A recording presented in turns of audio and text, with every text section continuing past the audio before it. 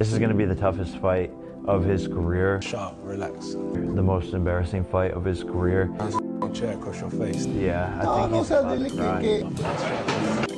I'm definitely up for fighting. There's a lot of names in the division, for sure. But at the same time, look at what this creates as well. I'm a fighter and I understand that economics of business as well. And this does good business. Are you really going to do this? Absolutely. Are we going to do this? For a record payday? To go in and spark Jake Paul before we start the serious stuff in 2026? Don't tell me what we should and what we shouldn't. Embarrassing for AJ. So we ain't playing around with our food in there. Yeah. We're going in to eat and to hunt. Yeah. And as soon as he gets anywhere near him, as soon as he gets the opportunity, he's unloading everything on his chin. Dangerous. Very dangerous, because if Anthony Joshua hits him on the chin, he will put him to sleep. When a former world champion tells you he's going to break your face, you better listen. Anthony Joshua just made it crystal clear what he plans to do to Jake Paul on December 19th in Miami, and the boxing world can't look away. Let's talk about what's really happening here. Anthony Joshua, the man who once held 3 heavyweight championship belts at the same time, is coming back to the ring after more than a year away.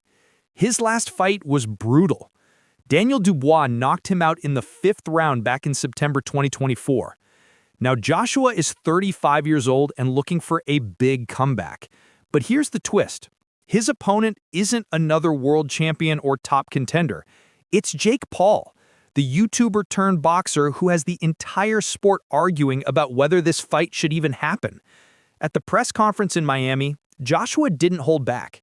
He said, In camp, but he's in and out of camp. Yeah, if I'm going to be honest, I'm going to break his face, I'm going to break his body up, I'm going to stomp all over him. That's my mentality, right? That's a fighter's mentality, and I know what's in my heart, I know what's in my mind, and I'm here to compete. I'm here to prove myself that I'm the better fighter, so I'm looking forward to it, and I'll do that until I finish fighting. Those aren't just words for the camera. Joshua later added something even more chilling. The more I hurt people, the more they're gonna love me. This is a different Anthony Joshua than we've seen in recent years. He sounds hungry, angry, and ready to prove something. The face-off between these two fighters showed everything you need to know about the size difference. Joshua stands at 6 feet 6 inches tall. Jake Paul is 6 feet 1 inch. When they stood nose to nose, Joshua towered over Paul like a giant. The weight difference is just as crazy. Joshua has to weigh no more than 245 pounds at the weigh-in, which is still way more than Paul's expected weight of 215 to 225 pounds. That's a huge gap, and it has a lot of people worried about what might happen to Paul in that ring. Eddie Hearn, Joshua's promoter, has been warning Paul to understand just how dangerous this fight really is. Hearn said that one clean punch from Joshua could have devastating consequences. I mean, do I think it's a really competitive fight? No. Do I think Jake Paul's going to get knocked clean out? Yeah. He even admitted he doesn't really like this fight, but the money is too big to ignore. Other boxing experts are going even further with their warnings. Former heavyweight Moses Atama told Paul to think about his health over the money. He said one wrong move, one misjudged punch, could change Paul's life forever. Then there's Amir Khan, the former world champion, who didn't sugarcoat anything. Khan said, You know what I mean? Someone's going to get hurt badly, and this could be one of the first fights where a fighter gets hurt badly, because if you look at the size difference and the power difference. He pointed out the massive size and power difference between the two men. I mean, bro, there could be brain damages going on there. Man, AJ could hurt him badly, you know. When you look at Francis Ngannou, it's one of the most fearsome combat styles there is. I know it's MMA, but we saw what AJ did to Ngannou. So, and that's why you can't be surprised if AJ's going to do the same to what's it called again? What? When you look at what Joshua did to Francis Ngannou, one of the scariest fighters from MMA, it makes sense why people are concerned. Joshua knocked Ngannou out in just 2 rounds. It was easy work for him. But here's where it gets interesting. Jake Paul actually believes he can win this fight. He calls it delusional optimism and says that's how he's gotten this far in life. Paul said this at the press conference. No one ever thought that this would be possible, that we would be here when I first started boxing, and no one thinks I'm gonna win, so join the list and be ready to be shocked. He even predicted he would knock Joshua out in the 4th or 5th round. Paul thinks he found weaknesses in Joshua that he can exploit. He watched the Dubois fight closely and saw Joshua get knocked down and knocked out. He said he doesn't have a chin, has no skill, and is stiff on his podcast. He believes Joshua is past his prime and vulnerable right now.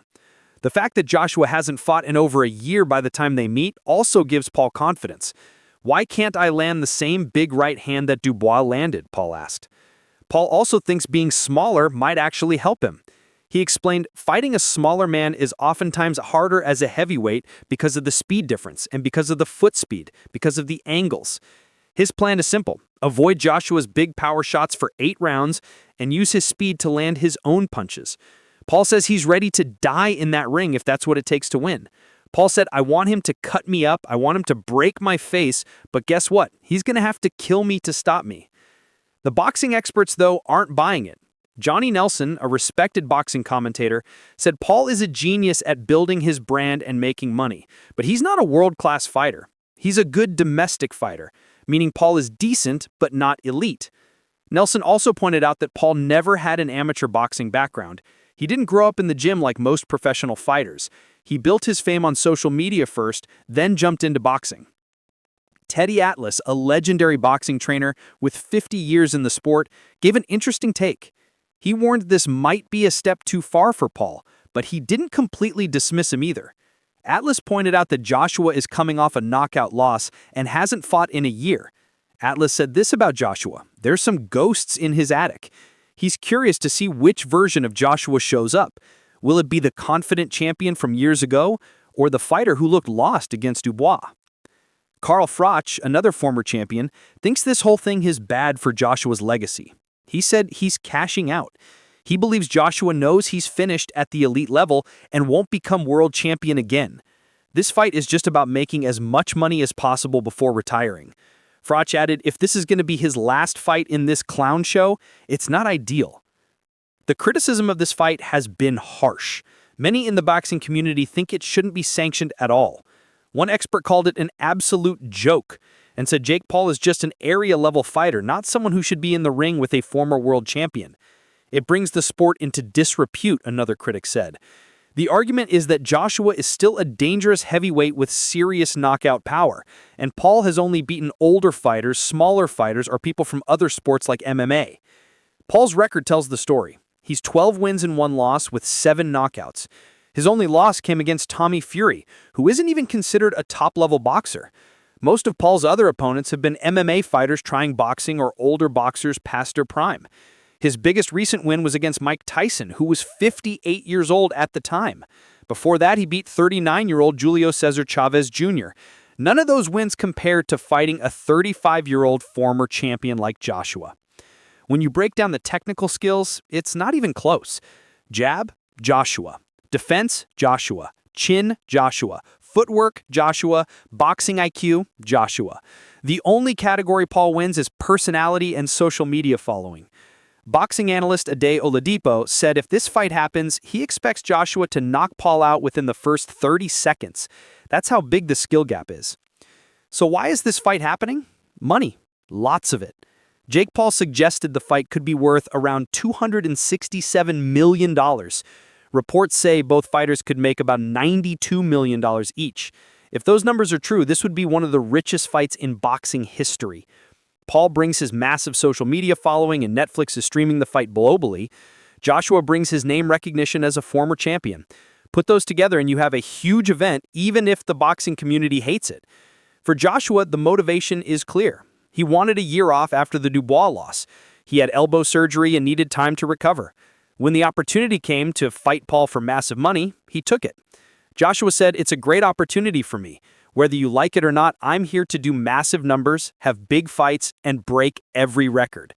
He doesn't care what the critics say. He's focused on getting paid and staying healthy. Joshua said before, "My legacy would be that I walked out healthy."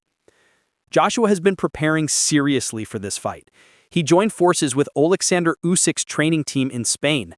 Usyk is the current heavyweight champion and the man who beat Joshua twice in the past.